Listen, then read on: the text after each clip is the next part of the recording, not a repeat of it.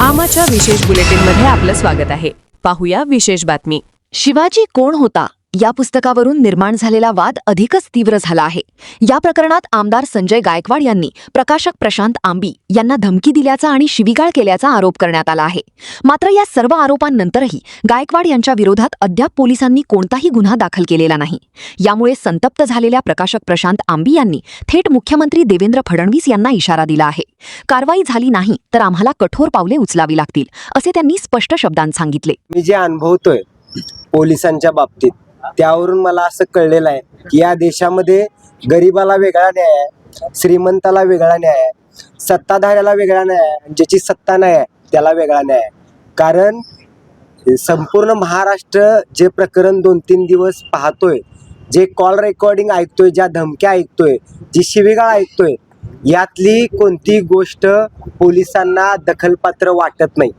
त्यामुळं अदखलपात्र स्वरूपाचे गुन्हे ते दाखल करतायत.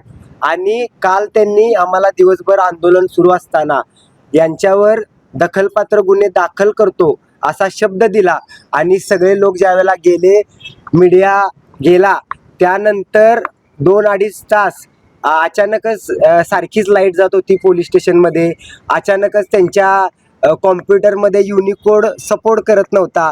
मी त्यांना सांगितलं की मी प्रकाशक आहे, आमच्याकडं श्रीलिपी लायसन्ड कॉपी आहे, त्यामुळं तुम्हाला पाहिजे त्या 1400-1500 फॉन्ट आहेत आमच्याकडं, तुम्हाला पाहिजे त्या फॉन्टमध्ये आमचा जो लेखी अर्ज आहे तो आम्ही कॉपी आमच्याकडे आहे तो आम्ही तुम्हाला देतो, तुम्ही आहे तसा तो पेस्ट करा आणि तुम्हाला त्यामध्ये काय तुमच्या पद्धतीने एडिट करायचं असेल तर करा आणि लवकरात लवकर गुन्हा दाखल करा.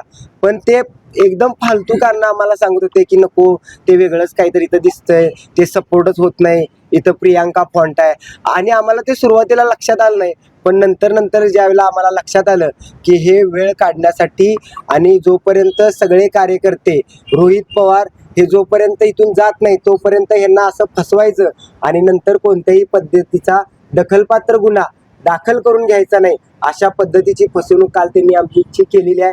पण ठीक आहे, आज शेवटचा प्रयत्न म्हणून आम्ही SP ऑफिसमध्ये आलो होतो, कुमार साहेबांना मी भेटलो, पण त्यांना सुद्धा त्यांची सुद्धा भूमिका जी काल PIची होती तीच त्यांची आहे. त्यामुळे ठीक आहे, आम्ही रस्त्यावरची लढाई आजपासून जास्त बळकट करतोय, पोलीस प्रशासनाचा आम्ही निषेध करतोय आणि उद्या किंवा परवा लोकशाही मार्गानं ज्यांचा दबाव आहे, ज्या गृहमंत्री खात्याचा दबाव आहे, त्या मुख्यमंत्री फडणवीसांचा पुतळा आम्ही जाळणार आहोत आणि तोही लोकशाही मार्गाने आम्हाला तो अधिकार आहे. आणि 28 तारखेला भारतीय कम्युनिस्ट पक्ष तसेच सर्व पुरोगामी डावे पक्ष संघटना या आणि शिवप्रेमी या सगळ्यांच्या वतीने ज्यांनी मला जीभ भासडण्याची भाषा केली होती, ज्यांनी मला जीवे मारण्याची धमकी दिली होती, जे मला घरात घुसून कोल्हापुरात मारणार होते, ते काय आले नाहीत. आम्हीच त्यांच्या घराच्या बाहेर जाऊन त्यांच्या घरावर मोर्चा काढणार आहोत. आमा चॅनलला लाईक करा, बातमीला शेअर करा, सबस्क्राईब फॉलो करायला विसरू नका.